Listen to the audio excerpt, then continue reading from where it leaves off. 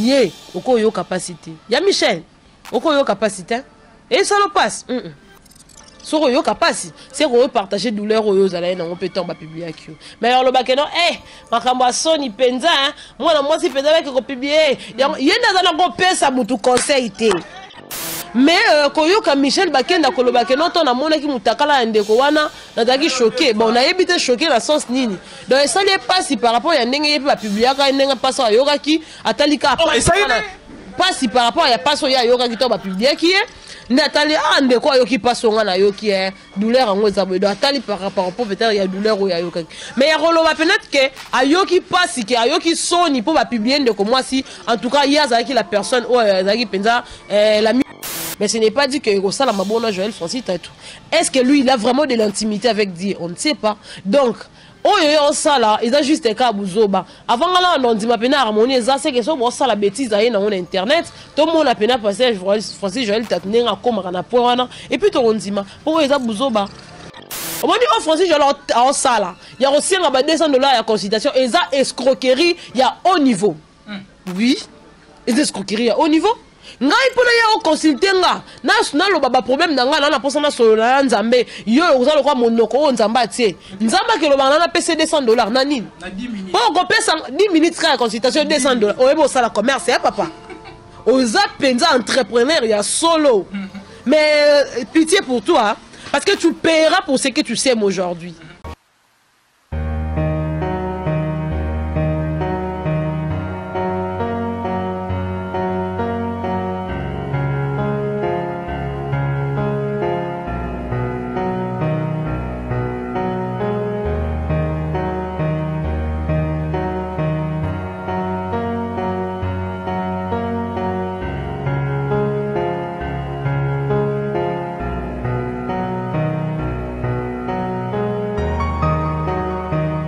Voilà, bonjour tout le monde, bonjour chers internautes qui nous suivez sur Congo Source Télévision. C'est bien moi, votre Kevin, Mohamed Saïdi. Ça a toujours été un vrai plaisir pour moi de vous savoir tellement nombreux qui nous suivent en ce moment. Merci à nos fidèles partenaires, merci à Masolo et à Banakin, merci à Gélénus des États congolais, merci à Réseau Sans Fil et puis merci à Bandeko Nyonso, Bazo Sungakaï, Temoussalo et Kendeli Bosso. Plus particulièrement, je dois dire un grand merci à Boss Gérard Simoni depuis les ISA et merci à Madame Karine Kolo Lomboni depuis les ISA également et merci à Roméo Mouchani, au Azarana Bissot de temps à autres. Malgré Mabakou, mais quand même on est là, tout ça toujours Moussala pour nous satisfaire Bandeko Balandarabi sur palais. Je crois l'autre sur la plus concernant Bassi Moko Ezali, plus Ezali question d'actualité, plus Ezali ko déranger Bandeko Ebele, mais quand même je crois Ezali solo photo mais ko débattre on a Bandeko Bazouakata ko dégager au moins Makambo Ezaka plus réfléchir genre réflexion na bango ke normalement Mosika ba pour ça Makaisi Mosika, na ko yamba Naomi Yaba. Déjà comme sujet tout sur la plus Marmotali séjour il y a pasteur Nabiso prophète Nabiso Joël Francis Tatou lelo na maman na biso Simian musique bazali toujours na mboka ya Paris bisika wapi bazali wana pona ba croisade et puis marambe belé mais sauf que ezali polémique ezali prophète azo ya mbabatu avec 200 €, 10 minutes ezali déjà les caméras ça la passe il y a même peut-être repousse na moi muké par rapport à agression il y a papa na biso ya ndimos ezali artiste comédien bandeko belé balela ki tanga zaki na moi monga ya passe et puis lelo azo continuer toujours ba soins médicaux ezali ngambu ya Afrique du Sud mais to mona ki ba élément ezali agressé. On se pose maintenant des questions. Est-ce que Azara qui a agressé pour le vrai? Toba kraki kara buzz pour que bala musabatu baïba ki Azara ngambo wana ya Afrique du Sud. Et puis to rencontre la basile diversité to mesana. Déjà pour inviter local invité mukona lelo nazala na ya ba moko bandeko na yambaka mingi et je crois na yene to remeka ko débattre bangambo na pesibino awa. Déjà naye bonjour ami. Bonjour Kevin Mohamed, bonjour Naba fidèle internaute, puis Naba abonné surtout à Congo Source Télévision. La Linga Bino ya trop, un grand merci Nayo pour l'invitation et puis un grand merci Nabos na chaîne Nabiso, papa Gérard Somboni, Mobali ya maman, Karine Kolo Lomboni, en tout cas Bamboti na Bino Yangwana, Roméo Mouchani derrière la caméra, en tout cas salutations, un grand merci encore une fois Nayo. Voilà, bonne santé. Voilà, santé ça lango penza bien penza té parce que toi on est langa, moi ba grippe donc voilà, Babiso bazo les ara fragile, Mali diso dans ma case au monde vraiment moi tala kaka moi poto opération peu reçoit mais quand même le quoi ton dit d'accord c'est la bâton ça il faut tout se sacrifier même dans l'impossible pour satisfaire bandeko balanda biso. Voilà, non mais yaba la femme qui bannit les antivaleurs et moi c'est le so qui kamwa ma bezali ayaka pena ko pesa mbela déjà lelo to meka mom ki ko sola lelo so to ba couple exemplaire lelo na ndenge internet on peut dire que non prophète Joël Francis fait partie à bateko bazo vivre erré dans ma bala na bango et en même temps lelo partout aux autres qui na autant bona moi siné on sent vraiment complicité na kati ya bolingo wana déjà à part on va pas progresser mais surtout pour ça non côté ya harmonisation ya bolingo wana déjà ils ont c'est pas les autres ça goût bala te et peut ça goût bala te quand il est mon Joël Francis tata lo bagi ke ko ya ko exposer moi sinon internet te ko exposer mon ballon na internet te parce que ça là les contraires ya oya lo baki et l'activité que ba en harmonie Kevin et bela ba couple lelo mona ba on ba secrétaire même ya ba président de la République ya ba mboke belo mona que non bazalaka bon terme to ba vivre boye na libanda mena kati boye habiter ce n'est pas dit que non lokola nani mona mobali wana o sala tour papa obino obenga soki prophète o sala tour na mwasi na ye ndela sike ba en harmonie et alors il faut royeba soubassement non ya couple na bango ezanini parce que nanga no to yebite est-ce qu'il y a l'amour dedans to yebite bon ça théâtre tout le monde c'est du virtuel la vraie vie à Monteza où ils vivent en Katanda même biso to yeba ba yebisa biso so boza défendre ba pa il faut relaxer toujours bonne mine tant on a couple na wata bon on a problème na mobile il faut relaxer toujours que boza bien alors biso to yebite loko bon balé bon ça est-ce que bazar en harmonie en tout cas il faut to lukato kota na kati poto yeba pour ba couple bon surtout ba couple pastoral tellement que ce sont des gens au ba l'écran na du bosso ya batu pour na ko pesa ba leçon de morale ko laxa batu ba valeur. Bah ça là vraiment effort que devant le gens bag la sabatu que makambo bango baté aka yango vraiment bango basalaka mais en réalité de choses eza yango réalité te yango la benga ka vie à YouTube vie à internet eza virtuel parce que pour une personne normale une personne qui sait se respecter une personne qui reconnaît la personne à sa juste valeur a que exposer couple na été qu'est-ce que nous on a à faire na kata couple wana en quoi ça va nous édifier yo tsabiso na harmonie non harmonisation au bango faut basa les attend boté ya biso parole bima ndenge ya solo et puis ba mambo ça la soubassement na eza biblique maintenant boya ka na makamkeno akei kuna so bavandi ba sa ba vidéo ba les chocolat ba la kisi biso est-ce que ba couple nyoso tout batambola na nzela bazana makoki ya chocolat non donc ozomona keno bo sa ba bilo mo beza na ngona tina mote donc harmonie na bango so ba na harmonie wana eza tali bango ngala obenga ngo za harmonie te et ande buzoba eza couple ya batumba la sombe moi c'est Kevin, est-ce que cadeau yo sali na mutu na moi sinon il faut ya ko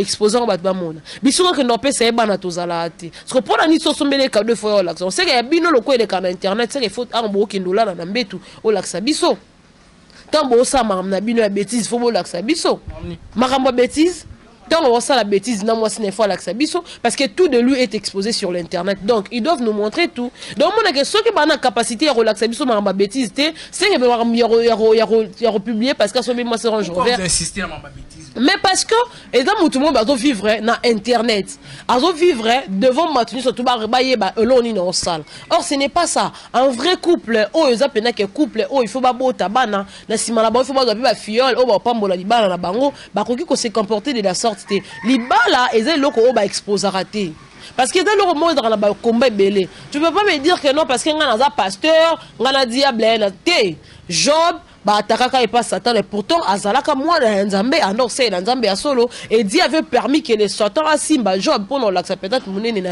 mais ce n'est pas dit que ça la mabona Joël Francis tout est-ce que lui il a vraiment de l'intimité avec Dieu on ne sait pas donc oh yo ça là ils a juste ka buzoba avant là on dit ma pena harmonie ça c'est que ça bon ça la bêtise aille dans internet tout le monde a pena passer Francis Joël tatnenga comme na point wana et puis on dit ma pour ils a buzoba voilà na moi mai parce que plus na moi zo marteler plus côté bêtise mais au moins na télé maman na pena tena les moi page wana pour bêtise déjà non mi yaba les loyo prophète Joël Francis Tatou azam mukuto lelo tam so azo gitan ko le kanzela ya Ghana bisika pisimia na zalaka azo gitan ko le kana bamboke belé mo lelo Ghana mo sango ala Ghana Simian so Simian ala Ghana ah merci ne apia les talibans voilà ne balega ki wana par rapport ya moi ba passage na bango et puis lelo ba organiser ki moi croisade et puis rencontre na bandeko ba côté kuna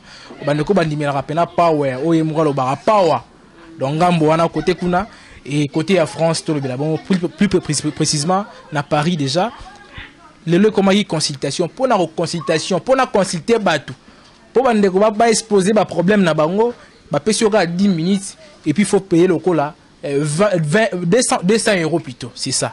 La somme c'est ça, 200 €. Na habité les lots de consultation, pas seulement Joël Francis Tatupo, les lots tam souyega ndem minga on dirait et comment on fréquent ba blo moi. Nga esala nga pasi parce que Bible on nga natanga que le binanga bozwa ki ya ofele bo pesa pe ya ofele. Mais la galette ne ba yo ko bisa biso il faut Malachi je crois au kabola bozwi na ona mutate yo malobanza mi wana ezango logique ko soutenir ba œuvre ya Dieu mais ils a question ya volonté et cause de l'exigence c'est pas une obligation et cause de obligation yo oza wana wan de Dieu nzambe asali yo lokola pasteur pour peut-être ba brebis eza ba biso tant nzamba bande ko tambo na ba yekoli na yo ka bisika mote nzamba ayebisa mo yekoli mo ke mo yekoli yelanga be pona sala obo mo so bakata ki so muto bakata ki litoi tant nzamba tsaki so il pense que ma belle zone c'est litoi na sirta senga ki caution moko maman abande ko tanga makila depuis pendant 12 ans tant il fait nzamba bikisa e ezaki na bisika mote nzamba bisa ngas ayebisa ki pesa nga mo be pona bikisa pourquoi vous avez pris gratuitement bon luka bo pesa gratuit même moi n'est pas pour la gloire nzambe te consultation médicale to consultation ni prophétique te wana ya buzoba te wana ya buzoba et a buzoba penza ya makasi Francis Joël Tatutala ke batika ko sala na batwa te sala na batute te retenu par rapport à ni pour yo sala na retenu te batika ko sala na batu Kevin obimisa osenga 200 € na bité peut-être batongo kuna ya ba poto lokwa bazala na ba problème na ba mbongo la bango j'étais par la fenêtre mais oui so ki na poto mabala la bango evanda ati bazala ka bala na 2 mois 3 mois bakabwani il en est 2 ans bakabwani do bazana ba problème yango ba luka ko mona mutu mususu boso émission na prophète mobo mais oya m'appelle à bata poto papa par rapport à situation na do bango bazala ka na ba problème mais ce n'est pas dit que faut botika lokwa bon la problème botika mutu moko boy a manipuler bino wala les manipulation et puis les escroquerie à haut niveau luka solution ko solution o moni nga escolo na boyara et pas batuzani batu bazala na kondimate que yo moko ko vanda pe bo talisi nzambe problème na nzamba résoudre et ça excusez ça il faut que Luka Francis Joël Tatu à mon ondira nga Luka ngana ça va OK na ça il faut que Luka Francis Joël Tatu pour abiki ça oh non yo moko ko se faire propre prophète à vie na yo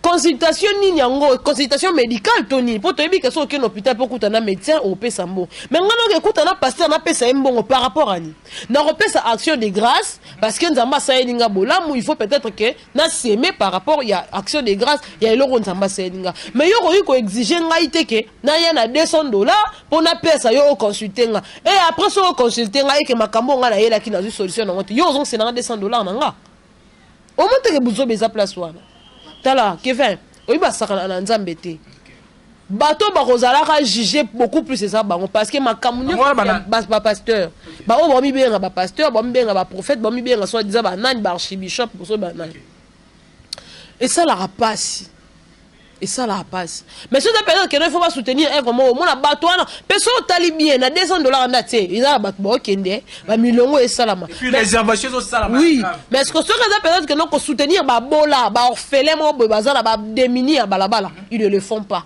ba préférer ba nourrir ba pasteur au moins ni pasteur a koki jamais cause à la riche.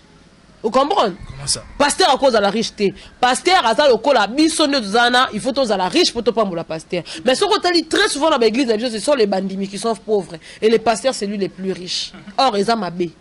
Ils ont mabé. Pour mon dit non il ressemble là, à ose solution té na ma amna ose lobé à Luka. Mais yo pasteur au pas maman à chaque fois ils ont bon à chaque fois bon. Oh comme ko sakana ba pour le niko comme ça bandit le col à li gablo. On dirait source de provenance il y a bon. Non. Kevin ngalo yebisa bato nyo surtout ba la France ba Hollande biso o moni en français je leur en sala il y a aussi nga ba $200 ya consultation et ça escroquerie il y a haut niveau oui et escroquerie à haut niveau ngai pona ya o consulter nga na lo baba problème na nga na posa na solo na nzambe yo ozalo kwa monoko o nzamba tie nzamba ke lo bana na pc $200 na nini na 10 minutes bon ko pesa 10 minutes ka consultation $200 o yebo sala commerce ya papa oza penza entrepreneur ya solo. Mais pitié pour toi, parce que tu paieras pour ce que tu sais aujourd'hui. Au refout, hein? Kevin, mais au karamawa.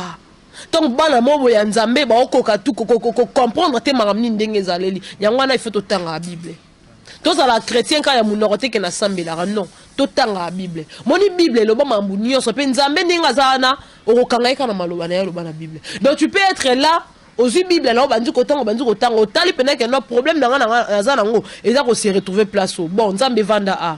Na Bible yo lobaki na ngabo. Tala na place tele lobaki bo. Parce que na minute on va situation. Oui, na minute on na situation on a za posa na mona bon nzambe na parce que maloba oyo et vous c'est pas na ngate yo mtolo bien nzambe o sala parce que o tie en preuve o kange na maloba na e. Donc nzambe linga ka muta kanga na maloba. Parce que biso tuko tellement que toza ba chrétien ka ya chrétien to tanga la Bible te na robika na sambela yango monto ko na babiloko yo Francis Joël Tatou azu Bible tango na ndenga sima ala ye bisibilo ke non mais oui ngana za fingi ete na lobi tango na ndenga sima la sens inverse parce que Bible o biso to tanga ka balobi makambo te na Bible eza sika moto ba consultation prophétique faut za rappeler non yo zo felenga il faut na pesa mbongo ke 20 yo moko hein d'un côté pe soto bito ke ne pe na ndenga logique. Les prophètes Francis Tatou, Azapé hypocrite quand même. Pour ça, la bande de Koumsou, il y a dévoilé, la somme, quand même, il y a dévoilé. Alors, ça qui m'a eu, il n'a pas l'air. T'es un wallet qui m'a eu, wallet qui m'a pas eu, bon, quand la banque ici, comme roté. Non, qui va dans la banque et singa, encore. Alors, ça qui m'a eu, il n'a pas l'air, mais il va payer pour ça. Il va payer pour ça. Avant la bambon, oh, il y a des années, à ce moment-là, c'est un range revers, banini, à ce moment-là, na ba poche ba bandimi oui na ba poche bandimi tozo monde na ba poche bandimi ya kitoko ti ya kitoko tam kiti voilà non mais bah je crois on avance et puis toujours évoluer na biso progressivement.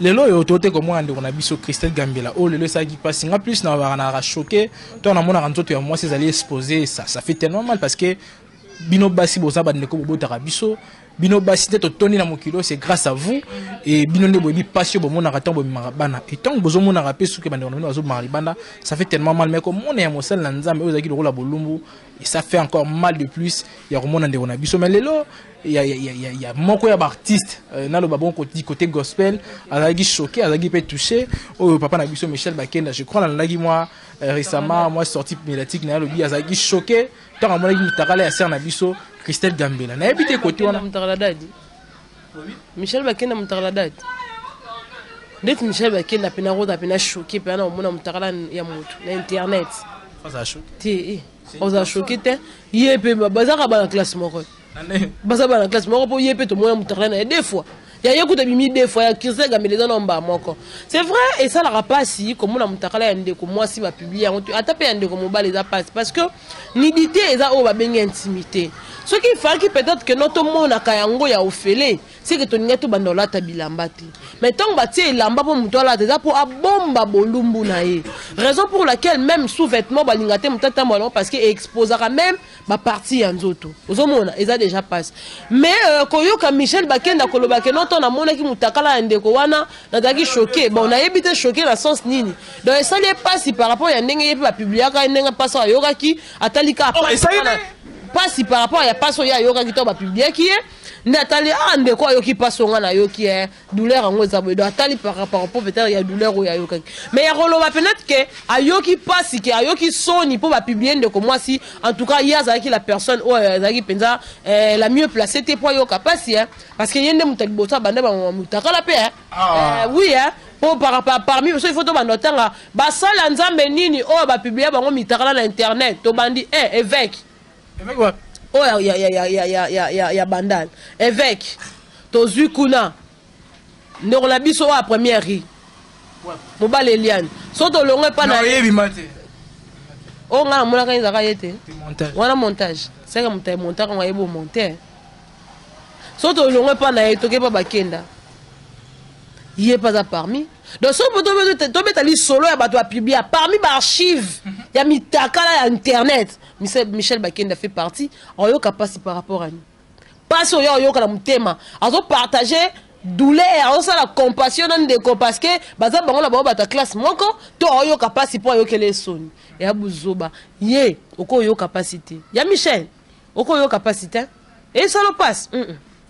soko yo kapasi c'est qu'on partager douleur oyo zala na on peut tomber publier ki mais alors le bakeno makambo soni penza moi na moi si penza avec ko publier yenda za na ko pesa mutu conseil te Dios va conseiller mutu Dios va conseiller ya ko conseiller yo ko conseiller ndeti nini mutaka bimi deux fois double Bercy ngala beta Bercy double Zénith ye vraiment na beta double Zénith ya mutaka là allez pesa mutu conseil yaya batela conseil pasi wana faro lo bangote fait tant Virginie tout no question wana de yonde na biso gamelo bité yaya épargner na dossier ana to beta maso mususu il fait ça bon voilà non mais yaya ba bon avançons un peu bon bien que tout tellement na dossier yo déjà Christelle Gambela azamoko bande on a biso le ça biso passe mais quand même il y a un journaliste qui était en soutien reposé de Nilesi question les prophètes de Nilesi au moment où mutagala Christelle Gambela alobi na monaki mais petit ango za sexité par rapport à Peniel pour Peniel na zoka pena ba appel ya mwana nga pena santé pena ke no retour ya ki mais ya mwana pena ala sexité na yebite no me ya ba propos ya bongo zo te pa mosala nzambe na yebite to solo azala mosala nzambe te po ye parmi bato ba publier pe mutakala ye pas zala mutakala liboso ya mosala nzambe bima na internet ezala ya eti pa continuer akaka je t'aime asala moti parce que net ça le bas sexité net ngai na mona na ngai personne ordinaire hein na mona azane personne ordinaire parce que un prophète basé sur les écritures de Dieu akoki jamais ko se mêler na biloko mutu tangolo ba kenga na warrior nga na président ba warrior ce qui veut dire que tata na eza fali donc mosala nzambe na fali relation za wapi c'est vrai baza ba humain nzambe mutakela bango biso nyoto nzamba kela biso asala ka ke ba pasteur baza batamokili baza boko iko solola ka mais jamais ko iko ya relaxa ke non nga na mutu ngani pe ozu partenance ya place moko boy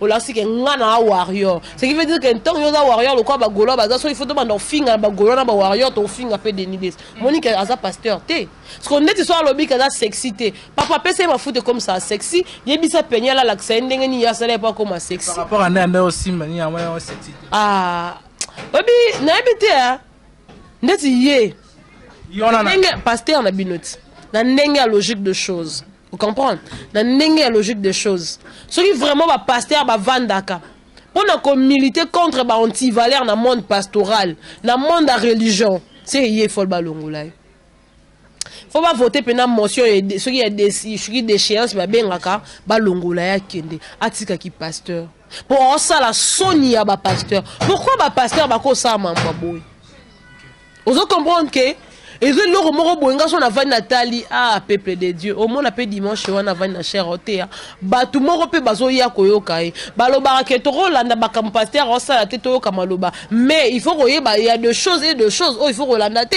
parce que pasteur na bino to bomo na kata buzo ba mutakala e pa iko kumisa fali e pa on a pasteur do petre ba brebite d'où il faut rotika ye moko avant ça moi si na bana na ya te bango liloba nzambe parce que ils ont ça la honte ya nzambe même nzambe bisika on séparateur ba sépara parce que la minute nzambe azana na kanda na été azana parce que bible lobi azaka riche en colère les riches en bonté là en colère la minute nzambe azana lokola vo azo pesa bino mabele bozo mela mais na mukola suka okanga ceinture na awa wana nde siko okoma toro tango okoma toro muto luko mela libele na yo ozalate même na ba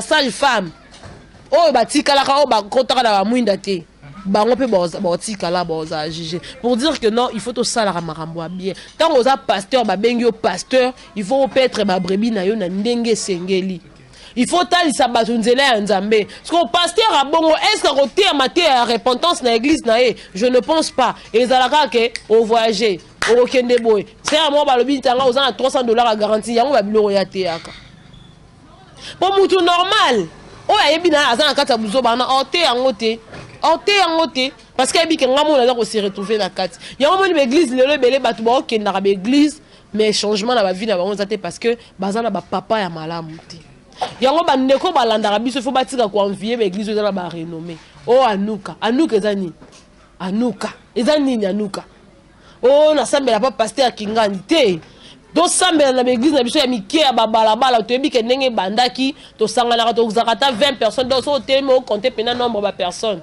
oyebi que so na problème pasteur na biso ayebi que c'est na omi avec église te azomona pena que place na vanda na zate que to que no luka bisika o batu bazalaka envahi o pasteur akuta yebi atabinote bozala wana ka bokoma lokwa on dirait entreprise pour boler ça ba pasteur ezaki to côté en fait de ça ça la honte ya ba pasteur mboka na biso.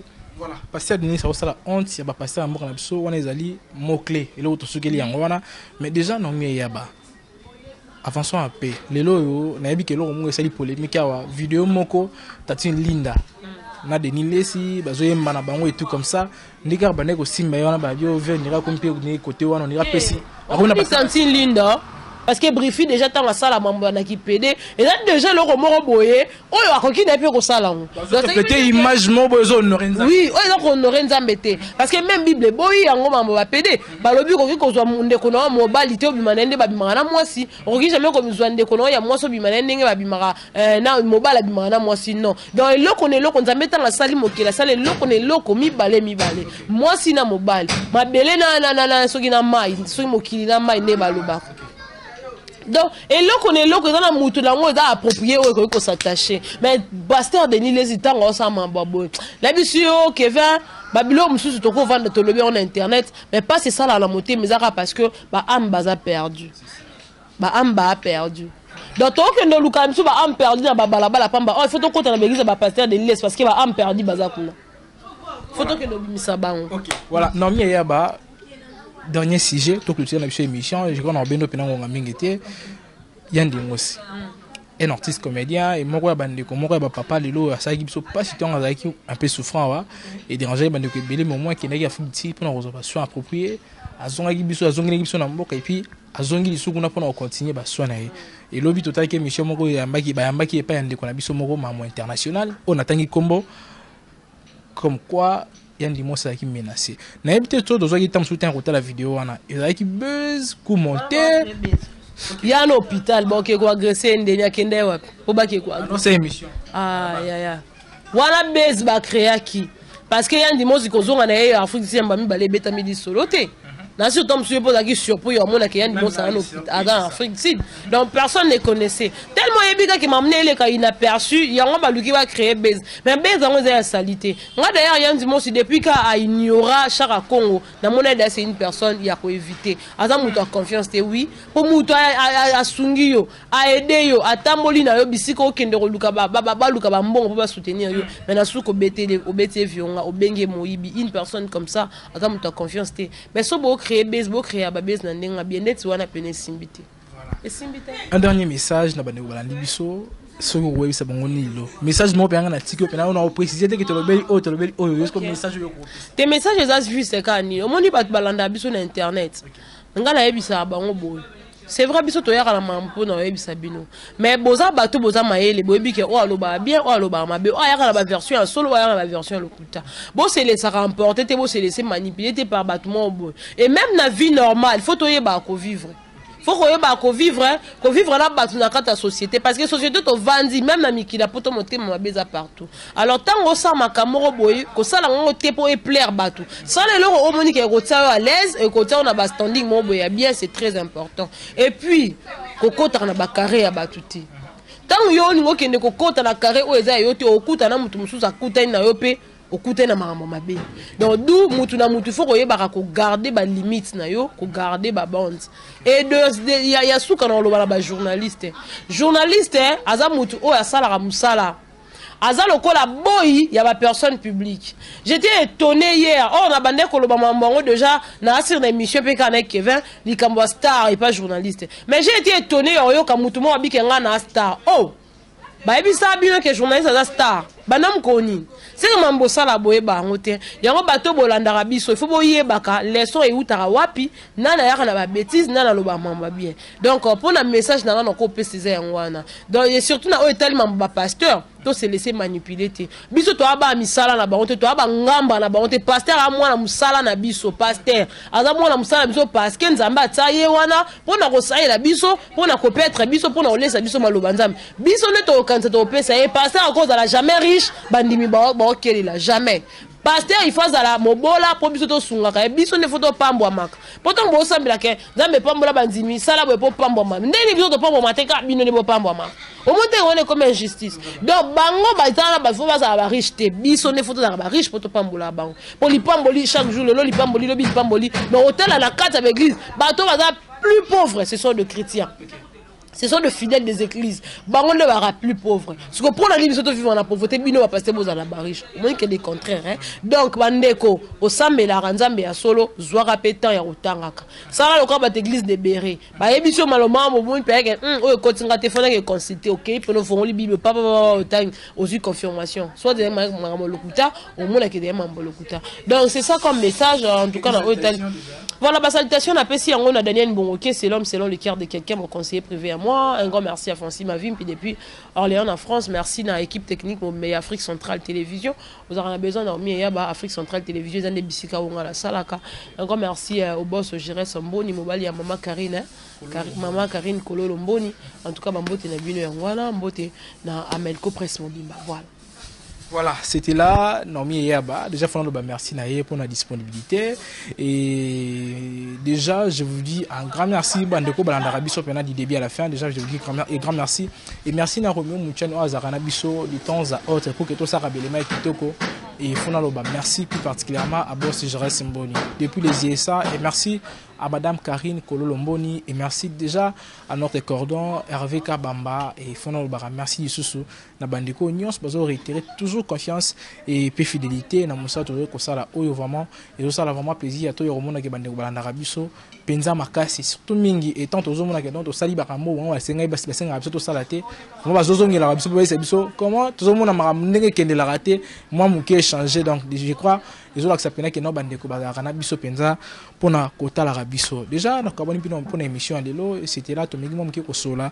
Marambo Italie, prophète Joël Francis, concernant Marambouya. 200 €, ils allaient m'assurer aux bêtements. Déjà, l'internet, jusque-là, démenti dans le salamité par rapport à la consultation. À Paris. Et puis en même temps, concernant ma frère Michel Baken, une réaction pour la sœur Christelle Gambela. Et puis en même temps, tout ce pour la base ou quoi, je crois que version et pas ya nomi et yaba. Je crois que tout le monde pour la lelo et tout le monde avec un nouveau numéro. D'ici là, portez-vous bien. Bye bye.